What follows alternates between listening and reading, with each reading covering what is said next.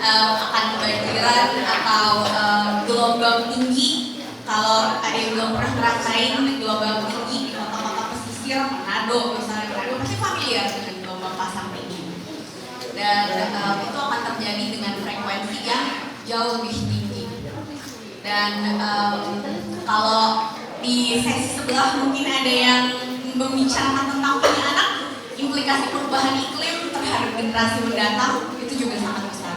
Karena di tahun 2070 sampai 2100 kita sih udah modern, tapi kalau kita punya anak kita bakalan lansia pada tahun tersebut. Gelombang tinggi 10 tahunan bisa terjadi setiap 4 sampai 10 tahun sekali. Yang tadinya 10 tahunan frekuensinya jadi double. Nah, next. Nah, inilah beberapa fakta-fakta yang tadi aku tanya. Tahu nggak kita tuh sekarang udah berapa derajat? Inilah prediksinya. 1,5 derajat itu rentang prediksi kejadiannya adalah antara 2023 sampai 2027. Jadi kita tuh udah cukup dekat dan saya terpaksa harus belajar. Jadi sekitar di tahun 2022 awal ada sekelompok anak muda. Jadi teman-teman di sini ada yang tahu dengan gengnya Greta Thunberg? Tahu bahwa gengnya Greta Thunberg mempengaruhi banyak anak-anak seumuran di seluruh dunia untuk ikutan demo? Tahu bahwa di Indonesia juga ada anak-anak muda yang hobinya demo? XR, ada anak XR di sini? Oke, ada anak XR ternyata. Oh, ini The Climate Book. Nanti Romo Ferry akan membedah buku The Climate Book lebih dalam lagi. Jadi XR, yang isinya emang beneran anak-anak muda yang cukup berprivilege. Jadi sejujurnya pada saat anak-anak XR tahun lalu request saya bahwa Kak, kita pengen melakukan litigasi perubahan iklim. Litigasi itu artinya kita pengen ngasusin perubahan iklim, kita pengen ke pengadilan jadi penggugat. Sejujurnya saya itu agak skeptis. Yang dalam pikiran saya itu kalian lumayan enak lah ya hidupnya. Gue nggak yakin lah ya dalam geng kalian ada yang betul-betul terdampak. Tapi akhirnya kita mencoba. Akhirnya saya belajar dari mereka. Apa sih yang menjadi kekhawatiran kalian? Dikeluarin statistik 2011 sampai 2020 kematian akibat bencana hidrometeorologi aja, banjir, longsor dan lain-lain. Sekalipun itu juga ada faktor lokal. Itu ternyata lebih dari 4.000. Dan resiko kematian itu artinya setiap tahun, ini statistik 2011, statistik 2020, resiko kematian akibat banjir meningkat 3 kali. Ini kejadiannya. Kejadian banjir, resiko kita terdampak banjir itu meningkat 3 kali lipat. Resiko kita terdampak tanah longsor 2011 berbanding 2020 meningkat 4 kali lipat. Puting beliung meningkat 3,5 kali lipat. Gelombang pasang meningkat 5,4 kali lipat. Baru di kita. Ntar anak-anak yang lahir tahun 2000-an pada saat mereka seumur saya, mungkin peningkatannya udah jadi 10 kali lipat atau berapa belas kali lipat, I don't know. Tapi itu proyeksi yang secara ilmiah memang dibuat berdasarkan model-model yang bisa dipertanggungjawabkan. Ini data-data yang memang dibuat oleh kumpulan ilmuwan di seluruh dunia. Kalau statistik ini dari BNPB, tapi prediksi-prediksi mengenai bagaimana dampak perubahan iklim di tahun 2050, 2070, 2100 itu semua ya bukan junk science, itu actual science yang memang dalam proyeksinya ada banyak ribuan atau bahkan ratusan ribu research yang menginformasikan proyeksi-proyeksi. Jadi tadi resiko kematian, pemenuhan kebutuhan dasar makin sulit, 3 juta hunian itu terendam di antara 2011 sampai 2020. No wonder kalau generasi saya malas punya rumah, enak tinggal di kos-kosan. Kalau banjir tinggal pindah kos-kosan. Ada nggak yang ngerasain itu juga? Kok nggak ada ya? Sendiri malas punya rumah. Dan dampak lingkungan yang tidak dapat dikembalikan, seperti koral yang tadi aku ceritain, bahaya-bahaya yang dapat ditimbulkan terhadap kesehatan gangguan jasmani dan rohani, gangguan pangan dan air, dan disrupsi pencaharian. Job juga at risk. Tapi ini petani kopi, gak deh.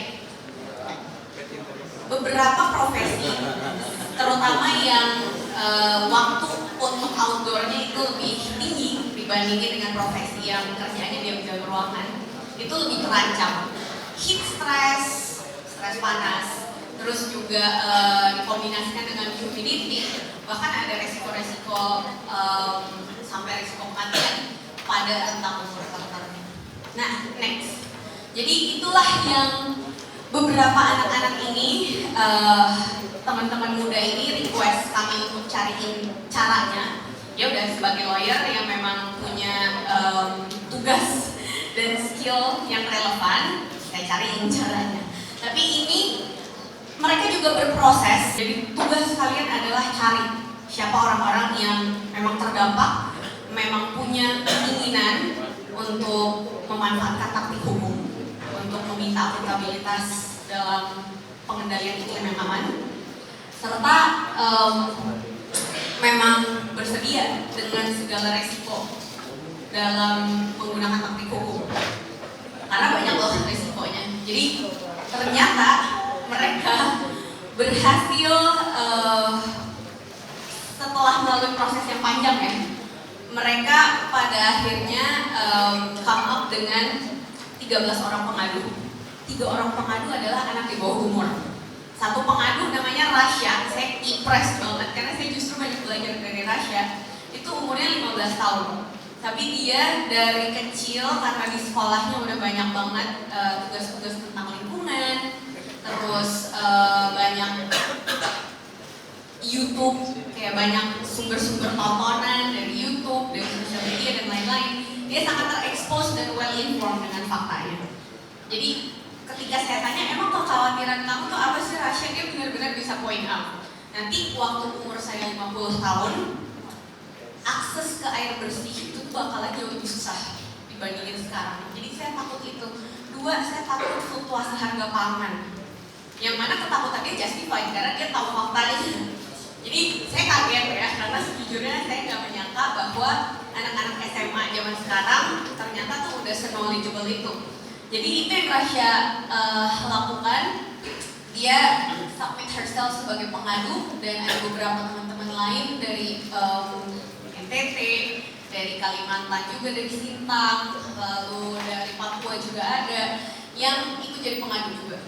Ada yang nelayan muda dan petani muda juga. Yang menarik, nelayan muda dan petani muda ini punya pride terhadap profesinya. Ya, kenapa gue mau jadi petani? Karena di kampung saya 7 turunan itu tuh kita semuanya petani. Jadi nggak bisa nih kalau profesi petani ini putus di saya. Karena lembah ini emang secara tradisional Sembalun, by the way, kalau ada yang pernah naik Rinjani, lembah ini memang secara tradisional diberikan untuk kami untuk diolah sebagai tempat pertanian. Dan ini kasus yang inisiatornya semuanya anak muda, dan yang membuat materi kampanye pada saat kita submit pengaduan ke Komnas HAM tuh mereka kayak bikin properti kayak gitu tuh, rip hak atas pangan, rip hak untuk hidup, lalala. Itu propertinya mereka bikin sendiri, dan itu membuat mereka punya sense of relief ya, karena mereka merasa bahwa saya mencoba untuk melakukan sesuatu. Dan kampanye dan aksi yang mereka lakukan itu semuanya sukarela.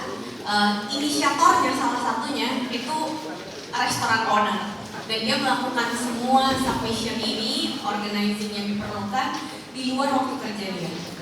Jadi saya jujur, kalau saya ditanya apa sih yang paling menyenangkan dari jadi pengacara lingkungan, jawabannya adalah saya bisa ketemu klien-klien macam ini sih, dan bisa membantu mereka untuk mencoba menggunakan taktik hukum yang di mata banyak orang tuh apa sih hukum, horor banget.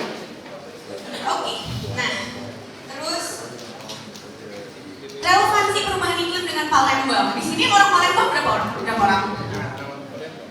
Ih, ternyata dikit, skip Palembang.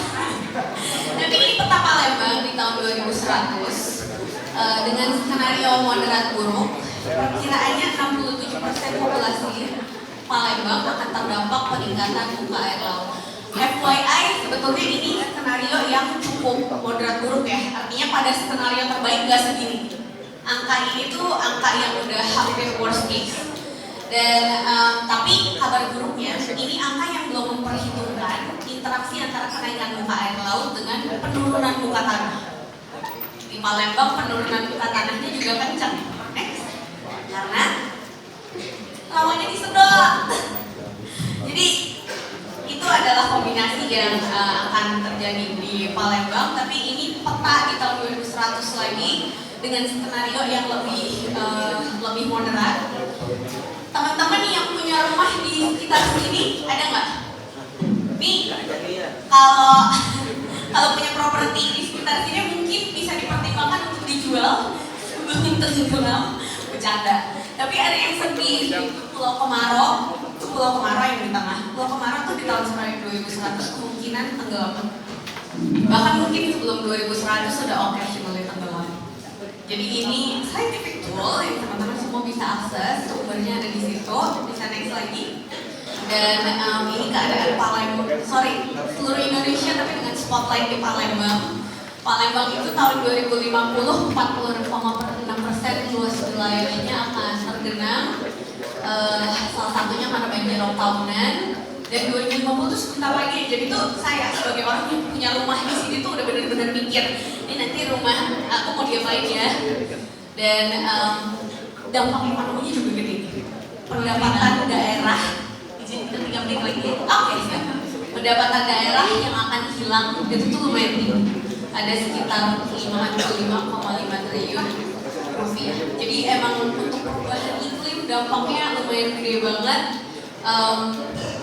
Dan ternyata memang udah banyak yang data-data yang bisa kita lihat untuk memproyeksikan itu. Yang adalah di sini nggak kelihatan, tapi ini tuh wakaf rawa. Wakaf tuh konsepsi dalam hukum Islam yang intinya hibah. Jadi memberikan hibah untuk mengkonservasi rawa. Dan ini semua orang bisa join, semua orang bisa ikut. Saya wondering apakah di gereja Katolik suatu hari saya akan melihat inisiatif serupa untuk wakaf rawa atau wakaf hutan di tempat-tempat yang memang bisa mendapatkan benefit adaptasi dari hutan dan rawa. Dan yang kedua, ada gugatan juga, of course, karena saya anak hukum, jadi saya familiar dengan ini. Ada beberapa organisasi lingkungan yang berhasil memenangkan gugatan banjir melawan Pemprov Palembang, yang salah satu putusannya adalah menugaskan pengembalian fungsi rawa konservasi sebesar 2.100 hektar.